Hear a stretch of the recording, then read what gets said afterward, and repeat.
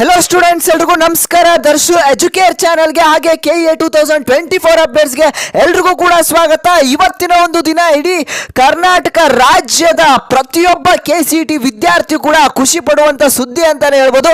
ಯಾಕೆ ಅಂದ್ರೆ ಎಷ್ಟೋ ದಿನದಿಂದ ವೆಯ್ಟ್ ಮಾಡ್ತಿರುವಂತಹ ಒಂದು ಕ್ಷಣ ಇವತ್ತು ಬಂದಿದೆ ಅಂತಾನೆ ಹೇಳ್ಬೋದು. ಎಷ್ಟೊಂದು ಜನ ವಿದ್ಯಾರ್ಥಿಗಳು ಕೇಳ್ತಾ ಇದ್ರಿ, sir verification document verification slip ನ ಯಾವಾಗ ಡೌನ್ಲೋಡ್ ಮಾಡ್ಕೊಳ್ಳೋದಕ್ಕೆ ಅವಕಾಶವನ್ನ ಮಾಡ್ಕೊಡ್ತಾರೆ ಅಂತ. ಆ ಒಂದು ಕ್ಷಣ ಇವತ್ತು ಬಂದಿದೆ ಅಂತಾನೆ ಹೇಳ್ಬೋದು. ಇವಾಗ ನಿಮ್ಗೆ ಆ ಒಂದು ಲಿಂಕ್ ನ ಪ್ರೊವೈಡ್ ಮಾಡಿದ್ದಾರೆ KA ಮುಖಾಂತರ.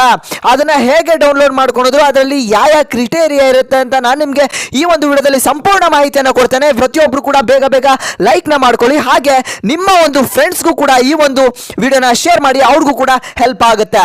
ಕ್ಲಾಸ್ ಎ ವಿದ್ಯಾರ್ಥಿಗಳು ಎಷ್ಟೊಂದು ದಿನದಿಂದ ವೆಯ್ಟ್ ಮಾಡ್ತಾ ಇದ್ರಿ, ಸರ್ ನಮ್ಗೆ ಯಾವಾಗ ಒಂದು ಡಾಕ್ಯುಮೆಂಟ್ ವೆರಿಫಿಕೇಶನ್ ಸ್ಲಿಪ್ ನ ಡೌನ್ಲೋಡ್ ಮಾಡ್ಕೊಳ್ಳೋದಕ್ಕೆ ಅವಕಾಶವನ್ನ ಮಾಡ್ಕೊಡ್ತಾರೆ ಅಂತ ಎಷ್ಟೊಂದು ಜನ ವೆಯ್ಟ್ ಮಾಡ್ತಾ ಇದ್ರಿ.